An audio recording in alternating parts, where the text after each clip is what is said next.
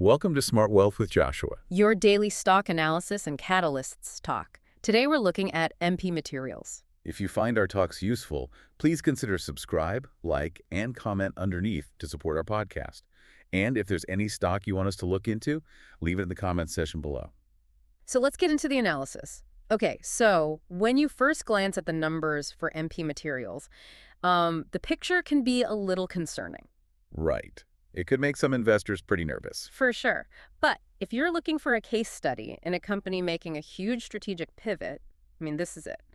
They are sacrificing short-term revenue for a massive long-term advantage. And that's really the core paradox we have to unpack for you, because you see the Q3 2025 results, and the materials segment revenue is down 50% year over year. A 50% drop. In most businesses, that's a red flag, a huge move. A total disaster. You'd think demand just completely collapsed.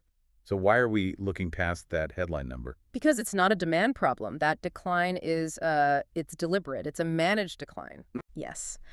Management made a choice to basically starve the market of their raw material.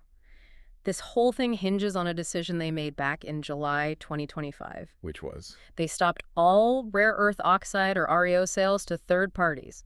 All of them. And the big one there was the Shanghai offtake agreement, right? That was the low-margin deal they killed. That was the centerpiece. And financially, it was a really big deal for their immediate revenue. I bet. Shanghai was their main customer for raw oxides. It was, a high-volume relationship, but with paper-thin margins. By cutting it off, they basically turned off their easiest cash spigot. But they had to. They had to. They did it because they need that raw material for their own downstream processing. You can't make high-end magnets if you're selling all the key ingredients to somebody else. So it's that classic valley before the ascent. They're choosing to go through this revenue trough right now, taking the financial hit for what they hope are much, much higher margins down the road. That is the entire thesis in a nutshell. They're building the first really end-to-end domestically controlled rare earth supply chain. And that means keeping every single ounce of what they mine in-house. From the dirt to the finished magnet. All the way. And that whole commitment, that whole plan is anchored by what is probably the single biggest catalyst this company has ever seen. The partnership with the U.S. Department of Defense. That was also in July 2025. We heard the headline number, $400 million. But let's get into the details of how that capital was delivered, because the mechanism here really matters, doesn't it? It's absolutely crucial. This wasn't a simple loan or some kind of government grant. Right. The DoD invested that $400 million by issuing what's called Series Cumulative Perpetual Convertible Preferred Stock. Okay, that is a mouthful. Let's break that down for someone who's not in corporate finance. Think of it like a very stable long-term anchor. The DoD gets a preferred return, so they're first in line for any dividends. But it's a very conservative way for the government to lock in its supply chain without putting, intense quarterly pressure on the company. It basically anoints MP Materials as the strategic supplier for U.S. defense. So it's more than just cash. It's a stamp of approval. It's strategic validation. Totally. Knowing you have the DoD locked in for a decade-long commitment, that just dramatically lowers the commercial risk. It backstops the entire business plan. Precisely. And that government money provided the dry powder they needed for these huge construction projects. And we also saw management send another really clear signal around the same time. You're talking about them stopping the share buyback program? Yes. They terminated the share repurchase program. And for investors, that was a big tell. Because investors usually love buybacks, right? It reduces the share count, can boost the stock price. So why stop? They stopped because they believe that putting that money into building new facilities into their CapEx will generate a much higher return. They're betting that the future value from a magnet factory is worth way more than a short-term stock bump. It's a management team saying, we believe in building, not just buying back. That's it. And that confidence, it leads us right to the company's structural advantage, their moat. Let's talk about that moat. What makes Mountain Pass so unique? Well, the first part is just a physical fact. Mountain Pass is the only operational rare earth mine and separation facility in the United States. Period. You can't just build another one of those overnight? No. The geographical and regulatory hurdles are immense, but that's just the foundation. The real key is the vertical integration. That's where the margin expansion comes from.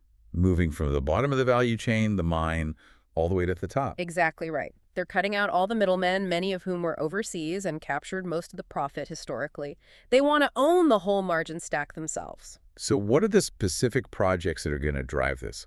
We know they're building magnet capacity. The two big ones are, first, the construction of what they're calling the 10X facility. The second, domestic magnet factory. Right. That's where the premium finished goods for EVs, for defense, for industrial motors will actually be made. And second, they're adding new separation capabilities at Mountain Pass for specialty elements. I remember reading about samarium production. Why is adding samarium so important? Samarium is critical. It's a rare earth used in really high-performance, high-temperature magnets. You're talking about military-grade electronics or specialized engines where stability at high heat is everything. So it gets them into a higher value, more specialized market. A much higher value market. And once that 10X facility is up and running, at a steady state, it's going to completely change their cash flow profile. Let's talk about free cash flow, FCF. How should we expect that to change once all this construction is done? Well, right now their FCF is depressed. They're in a massive spending cycle, building all this stuff. But once the magnets start rolling off the line, FCF should expand materially. Because manufacturing is just a higher cash conversion business than mining. It's a totally different profile. You go from a commodity cash flow to a premium manufacturing cash flow. And this momentum, it isn't just a domestic story. In November 2025, they made another really big move. The joint venture with Maiden. Yeah, the JV with Saudi Arabia's flagship mining company. That was, from a strategic point of view, just a brilliant move. Why so? Well, a few things. First, it diversifies their geography, right? It insulates them a bit from just being a pure U.S. play. Second, Maiden is a huge, globally respected player, so a partnership with them is a massive vote of confidence. It shows they're becoming a global player, not just a U.S. defense contractor. Exactly. So with all of this institutional support, $400 million from the DoD, the JV with Maiden, what does that imply for the stock's technical narrative, even if you don't look at a chart? That's a good question. It feels like deep-pocketed buying pressure. It is. The DoD taking that preferred stake is like a sovereign wealth fund making a huge long-term bet. That de-risks the story for other big institutions. So these big strategic deals, they can act as a catalyst for a longer, more sustained breakout. They often do, because they provide a kind of fundamental floor under the stock. And on top of that, we saw management adopt a Rule 10b5-1 trading plan back in August. For anyone who doesn't know, what does the 10b5-1 plan signal? It's basically a prearranged trading schedule for insiders. It shows they're thinking long-term about their own holdings, not panic selling or reacting to quarterly noise.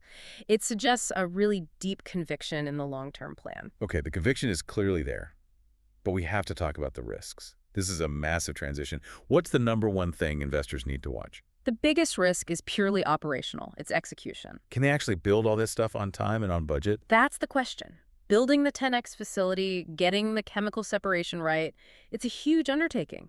Any significant delay pushes that whole revenue recovery story further out. And that could really test investor patience. It absolutely could.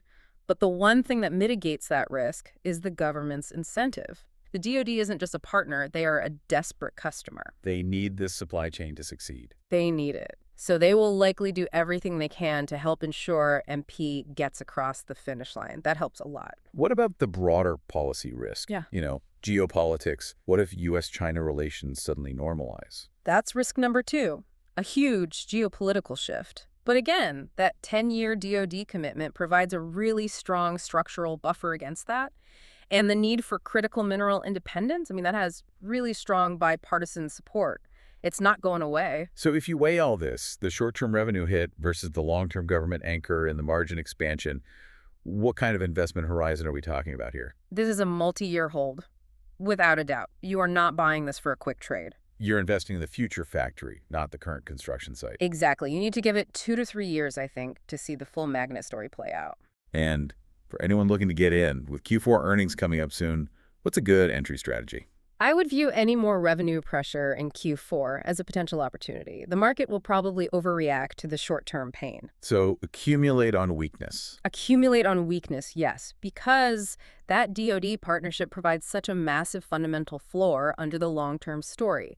Those dips are probably attractive entry points. So when you step back, the thesis is really clear.